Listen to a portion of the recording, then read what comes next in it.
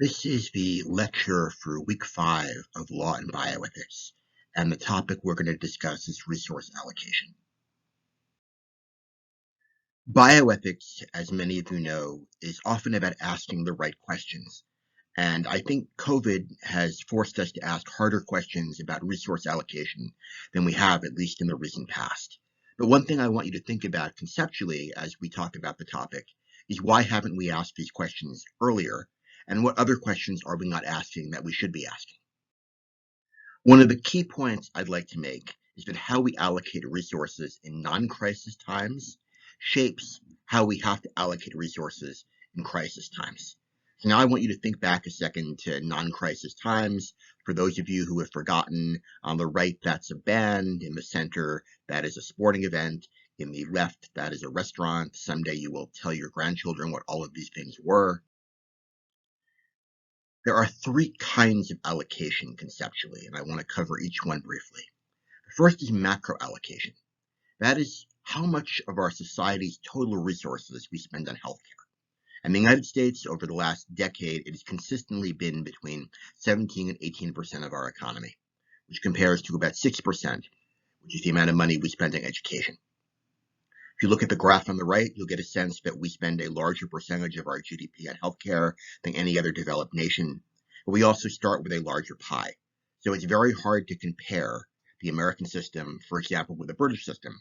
You might say people wait online for healthcare in the British system, but it's unclear whether that's because it's a nationalized health service or because they're spending less money or a smaller percentage of what is a much smaller pie at baseline. The key point I want to make is that how we allocate our resources on a regular basis will affect whether or not we have to ration resources during times of crisis. So, for example, if the population is healthier at baseline, we're going to need fewer ventilators because there are going to be fewer extremely sick people during a COVID pandemic. And this is why, even if you are a very healthy person, you should be concerned about the health care of others. Because if there's a population of people who is very sick and will need ventilators during a pandemic, on the small chance you also need a ventilator, you're going to be competing with more people for that resource. Probably our nation's most important healthcare economist was a man named Lester Thoreau, and you should be familiar with his theory. And his theory was that Americans are both libertarian and egalitarian by nature, and this creates an economic conundrum. What do I mean by libertarian? I mean that if there is any healthcare technology or advance out there, we believe that people who can afford it out of pocket, like Bill Gates or Warren Buffett, should be able to buy it, which is different from some European countries where there are certain services you can't buy out of pocket, which is why some of their well-heeled or high-end healthcare consumers come to the United States for care. On the other hand, once we make something available to a small percentage of people who are wealthy out of pocket, we then feel an egalitarian instinct to make that service available to everybody, either through insurance or Medicare or Medicaid. And as a result, a rising tide raises all prices. And that is Lester Thoreau's explanation for escalating healthcare costs in the United States. The other important figure you should be familiar with in healthcare economics, probably the most important figure in the history of American medicine, far more so than anyone like Jonas Salk, is a man named William Hammett Davis. He was not a physician. Rather, he headed the War Production Board during World War II. And during World War II, there were wage and price controls in the United States to prevent inflation. And Davis had to decide whether health insurance counted as part of your salary or whether it was a fringe benefit independent of salary for the purpose of wage and price controls. And he decided that it was not part of salary, and therefore companies could offer expanded health insurance as a way of competing to attract workers. The result of which was these very extensive private health insurance plans that became known as Cadillac health insurance plans after General Motors' plan. It's worth noting that by the early 1980s, as a result of these plans, General Motors had become a company whose primary purpose was to provide health insurance for its retired workers and secondarily manufactured automobiles. The second kind of allocation you should be aware of is mesoallocation. This is where within our healthcare system we spend money. Do we spend it on research? Do we spend it on prevention? do we spend it on acute care? And obviously, the more money we spend in research and prevention, the less money we'll have to spend in acute care. So in this sense, too, money allocated in non-crisis times affects how we spend money in crisis times. You may remember the Ice Bucket Challenge to raise money for ALS. In its first year, it raised about $100 million, which may seem like a lot of money. That same year, American consumers spent $200 million on Halloween costumes for their pets.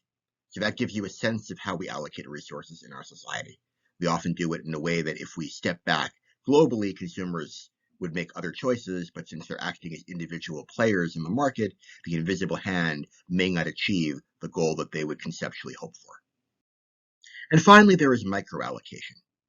This refers to the way we spend resources on individual diseases, on specific demographic groups. Historically, diseases like HIV and breast cancer were underfunded in terms of the number of quality-adjusted life years preserved, but with lobbying and increased awareness, they are now underfunded in proportion to life years saved. In contrast, mental illness, COPD, are underfunded, and if you look at these two graphs, these are two different measures of calculation, but diseases to the left and above the green line and the blue dashed line are overfunded, and those in the bottom right are underfunded. And on the right, those with lines to the right are overfunded, and those with lines to the left are underfunded. I will point out, if you look at that little triangle on the bottom right of the graph, on the left side, at the bottom right-hand corner, that is pandemic preparedness spending prior to the COVID pandemic, which gives you a sense of how we've underfunded certain forms of prevention. I also feel obliged to mention there is still significant racial and demographic bias in how we allocate resources in a microallocation level. So if you compare two diseases, cystic fibrosis, which is, although not exclusively iconically a disease of Northern and Western Europeans, and sickle cell disease, that is not exclusively but perceptually a disease that affects primarily African Americans, even though sickle cell disease affects far more people, it takes far more quality-adjusted life years. NIH funding is greater for CF. Philanthropic expenditures are greater for CF. More research is done on CF, and more clinical trials are done on CF each year. In fact, sickle cell disease receives only about $76 million in NIH funding. Compare that to the $200 million that Americans spent that same year on Halloween costumes for their pets, and you get a sense of why our microallocation is skewed in ways that might be less than ethical. The goal of this lecture is not for me to bias you in terms of whether or not there should be universal health coverage or not. That is entirely for you to decide on your own. My goal is for you to think about how the law, if there is some kind of universal healthcare coverage, should decide what counts as healthcare and what doesn't count as healthcare. That is, what goes into that basket of goods and services and what does not. I would suggest to you that if we do have some kind of national healthcare coverage or universal coverage, most people would view removing a malignant carcinoma of the breast as an iconic form of healthcare. But the next question is, what about reconstructive surgery to make that breast whole again? Is that a medical procedure or a cosmetic procedure? Historically, it was a cosmetic procedure. 23 years ago, the federal government passed regulations that make it a medical procedure. Now, it must be covered by most insurance plans, as well as Medicare and Medicaid. Is top surgery or breast reconstruction surgery for transgender patients a medical procedure or a cosmetic procedure? For many years, it was viewed by most states as cosmetic. Increasingly, states are viewing it as medical. And then I want you to take a look at the man on the left. He suffers from a severely debilitating illness known as male-pattern baldness. Americans spend $2 billion a year trying to cure male-pattern baldness. Is this a medical problem or a cosmetic problem? If you come to your doctor and you say that you're deeply distraught because you're bald, you'd like an antidepressant, should we provide you with Rogaine to cure you at the taxpayer's expense? When you set up laws governing resource allocation, you also need to decide whether you're going to take a bottomless approach or whether there are going to be cutoffs in terms of how much money each individual patient is entitled to. And the case of Slim Watson is an extreme case that puts this into perspective. Slim Watson was a prison guard in North Carolina in the late 1990s, and one day he noticed odd blotches under his skin, which were hematomas, and he went to his local hospital. And the good news for him, the bad news for them, was that it was the Duke University Medical Center. And he was diagnosed with a condition called factor VII inhibitor syndrome, which for those of you who are not hematologists is a condition similar, though functionally different from hemophilia. And he needed treatment with a synthetic factor from pigs known as high HC, which cost about $1,000 a vial. And the estimate was that he would either recover or pass away within a few days. Unfortunately, and you can't make this up, there's a Wall Street Journal article story for those who want to read more, a rare swine virus knocked out the pig herd from which these were harvested in England right around that time, and the only treatment available was an experimental drug called Nova 7, or what is now marketed as Nova 7. And at the time, it cost about $12,000 a vial, and Slim needed one vial every hour on the hour, and it could only be harvested from a farm outside of Copenhagen in Denmark. And over the course of a month, an entire industry built up around Slim Watson, people flying the medication in from Copenhagen to Raleigh-Durham. Unlike many of the iconic cases in bioethics, Nancy Cruzan or Karen Ann Quinlan or Terry Schiavo, Slim was not incapacitated. He was bright and cheerful. He wandered around the hospital. My understanding is they eventually got him a gig entertaining children in the pediatric life units. He just couldn't live outside the hospital setting. His first hospital bill, his wife was relieved to discover, only ran to about $300,000 for the first month. But that was because the Duke University computer system couldn't print the digit to the right. His actual healthcare bill cost $5,300,000 for that first month. Duke was so concerned that he might bankrupt the hospital in 2 years that they went to Congress to get Congress to pass the Slim Watson Act that would have just covered medical care for Slim under Medicare. You should ask yourself, is there a point where you say too much is too much and you cut Slim off? Any of us could have been Slim a priori. That's an awful lot of flu shots and mammograms. Fortunately for the hospital, and unfortunately for Slim, he died after about a month because being hospitalized itself places you at risk of all sorts of infection and other iatrogenic illness. We often hear that 30% of all Medicare expenditures are attributed to the 5% of beneficiaries that die each year, and that 1/3 of that cost occurs in the last month of life. I would suggest to you this is not practical or useful information for lawmakers when designing policy. Why? All those of you in the last month of life now raise your hands. You see my point? Hope is a very important tool. Hindsight is 20/20. It's very hard to predict in advance who is in the last month of life, and often we're wrong.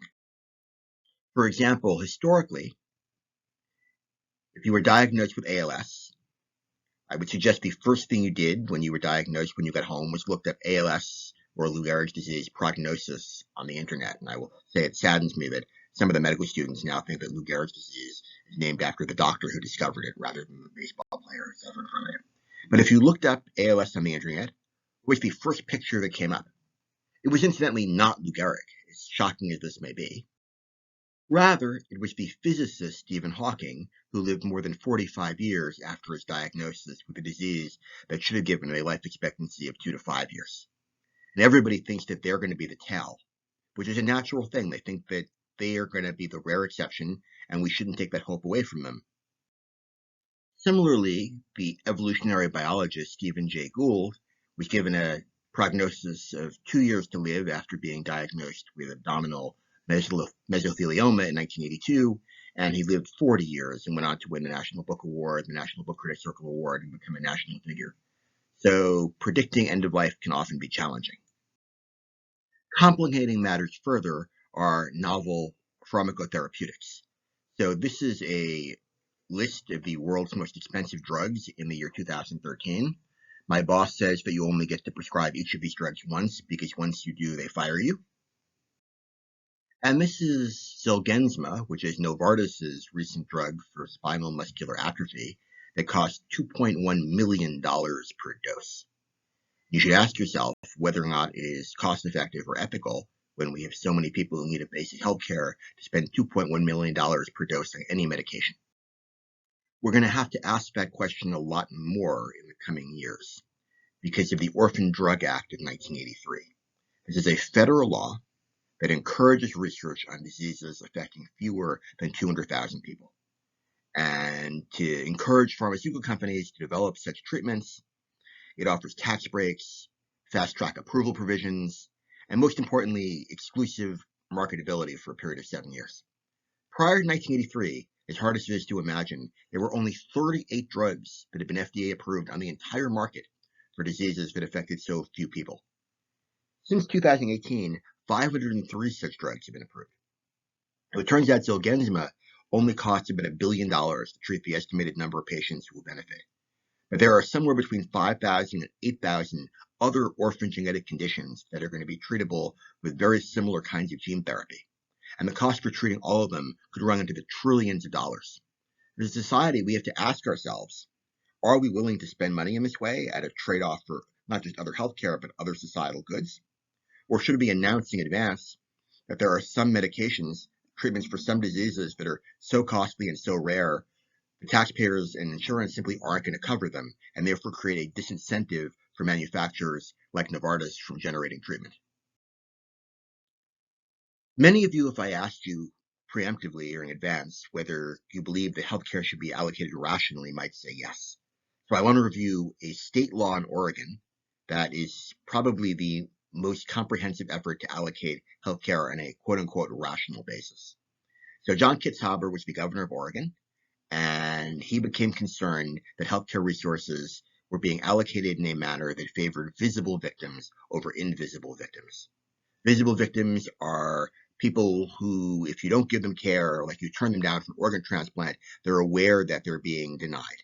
Now, invisible victims are people who don't get smoking cessation treatment and 30 years later die of lung cancer, or don't get treatment for depression and a decade later commit suicide, or don't get mammograms and eventually die of breast cancer, because they don't think of themselves as being victims in the same way. They're invisible. Kitzhaber, who was a former ER doc in a fairly conservative era in Oregon in the 1990s, was not going to be able to get the legislature to pay for more funding for Medicaid, health insurance for the poorest of the poor. But what he wanted to do was he wanted to cover more people. So he raised the floor for Medicaid, or the ceiling for Medicaid, in a way that it would cover not just 240,000 people, all of whom were indigent, but 360,000 people, many of whom were working poor. And this is in the era before the Affordable Care Act. But since they have the same amount of money, they couldn't cover all of the services. So they prioritized some services over others. And basically, they put together a priority list. It turns out that doctors can do 692 things. There are actually 694 things doctors can do, but the two that were excluded were dialysis, which is covered by the federal government, and childhood vaccination, which is funded indirectly through the federal government. And a committee of experts, both lay people, economists, and medical providers, put together a list that itemized each medical intervention from most cost-effective to least cost-effective, and ultimately had enough money to cover the top 492 items. This gives you a sense of the items on the top of the list that were most effective cost-wise for treatment: pregnancy, birth of an infant, preventive services for children. Mental health did very well, treating major depression and schizophrenia. And these are items that were not covered in the first year. One example I like to give is if you cut your finger off at the lower knuckle, they would reattach it, but if you cut your finger off at the upper knuckle, they would not reattach it. You also see that certain kinds of liver transplants were not covered. Gender identity disorder was not covered at the time, but it is now. It gives you a sense of how this list is a fluid list that changes as medical and societal needs evolve. By far the most controversial feature of the plan was that cancer patients with less than a 5% chance of living 5 years did not receive non-palliative chemotherapy, radiation, or surgery, only comfort care. And there was a high-profile case in which a woman received a letter after she was diagnosed with lung cancer from the state saying they wouldn't pay for her chemotherapy because she was not expected to live 5 years, but they would pay for her assisted suicide. This led to an optical backlash. Eventually, a Catholic charity arranged for her to get care. You should ask yourself whether this is ethical. What I want to emphasize is nobody disagrees that this approach with the same amount of money will save more lives. Spending the money that would be spent on these cancer patients on mammograms and flu shots and preventive care will definitely save probably thousands, certainly hundreds of lives each year in Oregon. Whether it's ethical is something for you to decide on your own. Now I want to shift, talk about crisis times and crisis allocation of resources and how the law should address this. And there's a picture, by the way, of a duck and cover drill from the 1950s. The first major rationing crisis in the United States occurred in the late 1940s and early 1950s over iron lungs for the treatment of polio. Some of you are thinking, what about antibiotics during World War II? And the answer is there was some rationing, but since most antibiotics were initially diverted to the military, a comprehensive plan did not have to be developed. In contrast with polio and the early polio epidemics, and my mother, who is now okay but suffered from polio in the 1950s as an example, patients could be treated with iron lungs. And the way they were allocated was on a first come, first served basis. So basically, if you were the first person to show up and you needed a lung, they gave you one. When they ran out, you were out of luck. You could, by the way, and this is a great project for show and tell if you have children, you can make a functioning wooden lung out of 6 plywood boards and a vacuum cleaner that actually can be used to keep people alive if they have polio for a day or two until an iron lung becomes available. And these were actually used. You can look it up on YouTube. The second rationing crisis occurred in the early 1960s with dialysis machines. And the most famous example occurred at Swedish Hospital in Seattle, where that committee, consisting of local civic leaders, lawyer, minister, banker, housewife, a state government official, a surgeon, and a labor leader, had to decide who would get the small number of life-saving dialysis or artificial kidney slots at the hospital. They did not use a first-come, first-served basis, which wouldn't have worked because all the patients were waiting and they brought the machines to them rather than the opposite. Rather, they used a social worth approach. You applied for the machines like you apply it to college. They had no sense they were doing anything objectionable. They did exclude people who were medically poor candidates, which meant anyone over 45, anybody with any medical comorbidities, and anybody under 18 who they felt could not psychologically handle the process. But they still had too many candidates. And they sat around a table and they discussed the candidates. And they had so little sense they were doing something concerning, they invited Life magazine to come and record their meeting, and eventually Life ran transcripts of the meetings. And I will give you one brief excerpt here.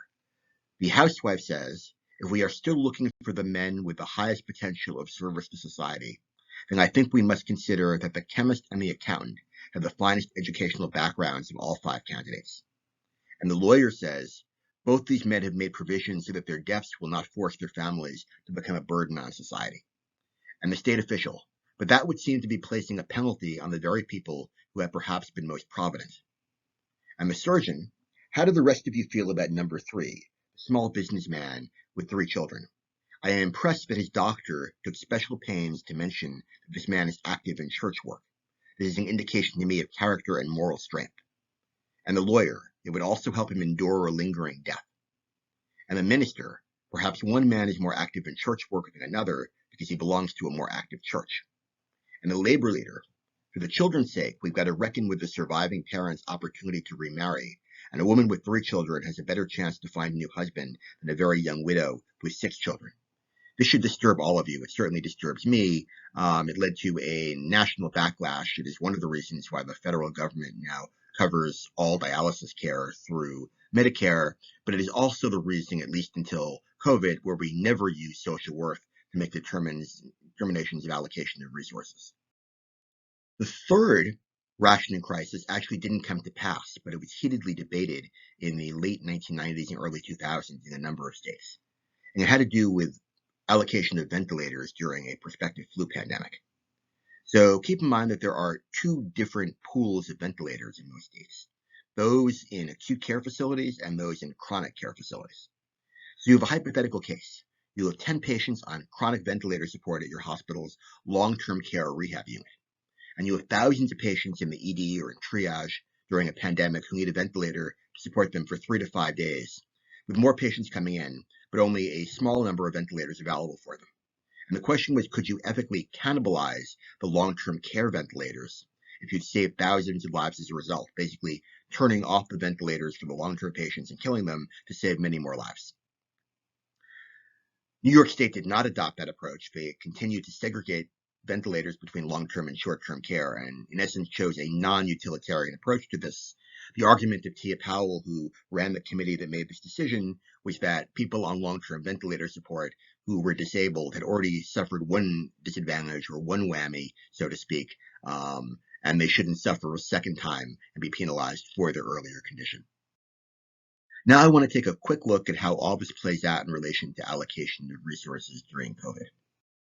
I know some of you worked in the field as I did during the height of the pandemic, so the kinds of questions we had to face were, should a patient with a C3, C4 spinal fracture, and this is actually one of the questions in the forum for the week, should such a patient, who normally would get a ventilator if they came to the hospital because they can't breathe on their own and need that ventilator indefinitely, receive a ventilator at the height of the pandemic when giving them the ventilator would take it out of commission and make it harder to save a larger number of lives? Should life-saving liver transplants be performed, knowing that a substantial percentage of liver transplants need ventilation after their transplant? And some New York hospitals stopped their liver transplant programs. Others continued. Those that continued were able to run the list and get kit livers they otherwise wouldn't have access to. And finally, how do you balance interventions that address morbidity versus those that address mortality, and COVID versus non-COVID cases? So, for example, should you redeploy ophthalmologists engaged in screening for blindness to serve as backup ICU physicians, which some hospitals in New York City did, or is it important to continue blindness screening? And eventually, some hospitals centralized this process so that a few ophthalmologists continued to do emergent screening and the rest worked in ICUs. How to allocate ventilators itself is a challenging dilemma. I will mention that early studies suggested that ventilation wasn't that helpful. There was an early LIJ study that found 80% of patients on ventilators ultimately expired, but later studies have improved those numbers substantially. So assuming that ventilators are actually highly protective or significantly protective, there are at least 3 different kinds of approaches one could use in allocating them. And you can take a look at the White article as well. You could look at simply the likelihood of the patient surviving their bout with COVID and getting off the ventilator. You could look at their overall life expectancy, which would favor younger patients over older patients. Or you might also consider their value during a pandemic. For example, should healthcare workers get priority? Either because they are more likely to go back to the front lines if they survive, which has turned out to be unlikely, or you create an incentive for healthcare workers to stay on the front lines, knowing that if they get COVID, they will get first access to care. And then, and I shall add, I discussed this long before Donald Trump became sick, there's a question of whether political leaders should get increased access to care. In Virginia, at the height of the pandemic, several health systems developed plans to favor local political leaders, believing they'd be needed to engage in leadership during the pandemic.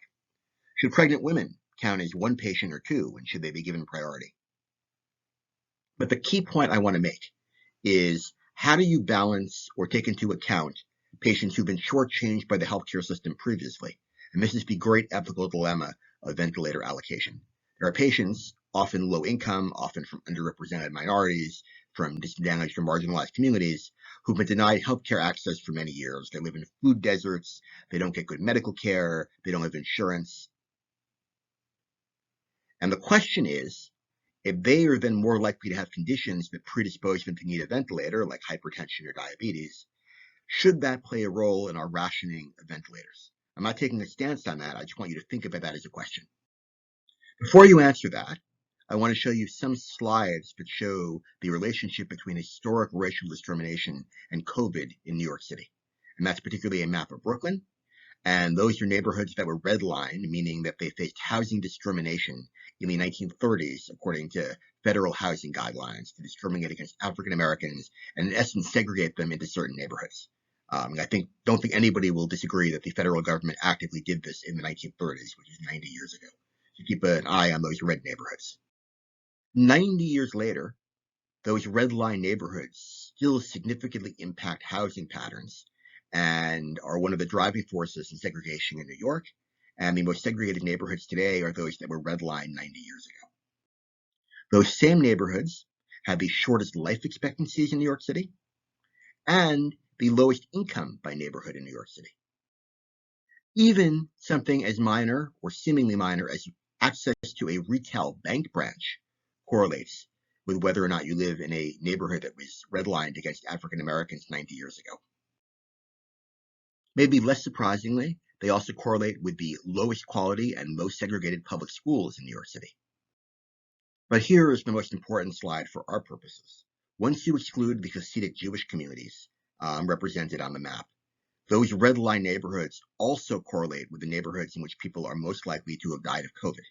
That is not because there is any racial or ethnic predisposition to dying of COVID, but rather because of factors like low healthcare access at baseline, making the population more sick or more vulnerable, having clustered housing so it's harder to socially isolate, having frontline service jobs that make one more exposed. Whether or not we should take this into account in allocating resources, and particularly allocating ventilators, is a very difficult ethical challenge. And then, for those of you who are New Yorkers, this may be familiar. Which of those neighborhoods or which neighborhoods in New York lost the most people during the first months of the COVID pandemic? None of those neighborhoods, but rather upper class and upper middle class neighborhoods in Manhattan and on the west coast of Brooklyn, because people didn't die of COVID, rather they left the city. Because the most striking feature of people who lived in the red line neighborhoods historically is that they did not have the access to resources to flee the city. And do we take that into account when we allocate healthcare resources? I want to emphasize I am not staking out a position on this. I'm just reflecting the ongoing debates in the bioethical community. I do think it raises a more challenging question of how the law should take into account a system where we often have a public system and a private system operating in parallel, and people who have the resources often opt into the private system. And I always like to share the slide because it really, I think, hits home. My medical school is named after the corporate raider Carl Icahn. Right before the pandemic started, Carl Icahn moved to a community in Florida with an African-American population of 0. Not of 0%, but actually of 0, which is one of the few zip codes in the United States this is true of. So how we take into account extremes like this also might play a role in our thinking. When you're setting up rules for allocation of resources, you also need to decide whether or not people will get priority for having been vaccinated or not vaccinated. So these are two stories that made the news. Blake Bergatze was a man who did not get vaccinated after vaccines were eligible. He developed COVID and needed a double lung transplant, which is a wonderful story in the sense that he did survive, and I'm happy for him. But it's also important to remember that he bumped someone else, somebody with a long-term chronic lung condition, likely like cystic fibrosis, further down the lung transplant list. And since lungs are a scarce resource, somebody likely died as a result. And that's the story of Ray Demonia, who, according to the media, had a cardiac event in Alabama and was turned away from 43 ICUs before he finally had to be transported 200 miles away to Meridian, Mississippi, where he finally expired because all the ICU beds were filled, many of them with unvaccinated COVID patients. Before you answer that, it's important to remember that there are many reasons that people don't get vaccinated, and distrust and low healthcare information are among them. So if we take into account people's social context, maybe that should matter. For example, you all probably know at this point about the Tuskegee syphilis experiment and the reasons that might make one who lived in Tuskegee, Alabama, suspicious of healthcare. Well, the vaccination rate in Tuskegee is about 41%, which is substantially below the national average. We also need to figure out what rules we want in terms of withdrawing people from ventilators. In non-crisis times, it's widely accepted that unless the patient or their family acting on their behalf wants the patient removed from a ventilator, they generally cannot be removed because people have autonomy. We could change this during a crisis in a way that might save lives in two ways. One, by removing patients with poor prognosis against their will, we might be able to give those ventilators to patients with a greater prognosis and save their lives. But the other part that people often lose sight of is physicians may be more willing to put patients with poor prognosis on ventilators at the outset, which is the physician's choice, knowing that if they need to, they can then retrieve those ventilators to save others if the patient deteriorates further. New York City grappled with a number of these utilitarian type rules at the height of the pandemic. For example, there was a rule that said that they should not bring patients, EMS should not bring patients to the hospital unless they could find a pulse in the field. There was a policy, in effect briefly, that said they shouldn't try to resuscitate patients under arrest at all. That was quickly reversed under protest from EMTs. And then there was a proposal for universal DNRs for all COVID patients that never went into effect because physicians felt highly uncomfortable with it. I will suggest to you that there are many different views one might have on the content of allocation laws. However, it is very important that we have uniformity in the laws, and right now we don't. So the federal government suggested that states develop crisis standards of care in 2009. The National Academy of Medicine provided clear guidance on how to do so. But as of April of 2020, only 26 states had any publicly available crisis standards. And if anybody's interested, you can look up my article with Charles Sankey that documents this problem. Why does this matter? Because it's important that states both have clear standards and, to the degree possible, identical standards, so that whether or not you get a ventilator doesn't differ based on whether you live in New York or Kansas. Why? Because New York right now gives ventilator priority to patients on dialysis, and Kansas does not. So if you're Kansas, you're going to be very reluctant to loan ventilators to New York State during a time of crisis, because they may use them for patients in New York who are sicker than patients in Kansas who would be needed ventilators and go without. It makes it very hard to loan resources between states when you have different standards. And then also there are equity issues. For example, people who are well off may travel from state to state trying to find the state that will accommodate them, while lower income people are unable to do that. I will add, by the way, keeping your state healthy has its benefits. Oregon was able, using the Kitzhaber healthcare plan, to have a state healthy enough, and particularly low-income people healthy enough, to loan ventilators to New York State during the height of the pandemic when other states were unable to do so. We also need very clear rules um, explaining who decides and how they should decide. Um, the default, unfortunately, is often clinicians in the field determine how to allocate resources, but this is not a great program because it leads to emotional distress. It can lead to inequity through either conscious bias or unconscious bias. It often leads to irrational allocation of resources because people favor the patient in front of them versus the invisible patient they don't see. And most importantly, it damages the therapeutic relationship because the patient may be wondering whether the doctor is serving their own interests or the interests of them balanced against those of other patients. The ideal, which some hospitals but not many have implemented, is having a real-time blinded evaluation where a committee of clinicians looks at the patient blinded to their name and their ethnicity and other demographic data that might bias them, and decides how to allocate ventilators and reports that in real time back to the clinical team. Recently, I published a paper in the Journal of Medical Ethics addressing what I think is one of the hardest questions that arose from COVID, which is how to allocate ECMO machines. ECMO stands for extracorporeal membrane oxygenation, and these are machines that are salvage machines when patients fail on a ventilator and basically need stronger lung support. They are very costly to operate. While most hospitals may have dozens or even scores of ventilators, even major teaching hospitals only have a handful of ECMO machines. So you can't triage from below. You can't exclude people who are unlikely to survive. You need to triage from above, choosing a handful of patients from many similarly situated. There's almost no data available on how these were allocated during the COVID pandemic. My concern is they were given toward wealthy donors and clinicians and hospital employees, which, whether or not that's ethically appropriate, we need to have a transparent rationale, I think, for doing so. So how you triage from above is a question you should all be thinking about, and particularly what rules and what laws should be implemented when setting up a triage system from above. I realize many of you may be taking other classes that address resource allocation. What I want to emphasize here, because this is a law and bioethics class, is what rules you want to set up in relation to resource allocation. Should they be federal rules, state rules, hospital policies? At what level should the determination be made? And who should make the determination? I'd be remiss if I also didn't mention a resource that historically we've not thought of as a resource, but clearly at present is, which is hospital employees and staff. At present, we have a major shortage of providers.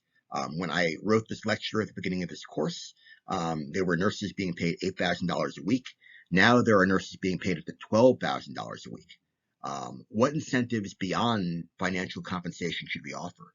For example, should we offer them first-line access to machines like ECMO if they become sick?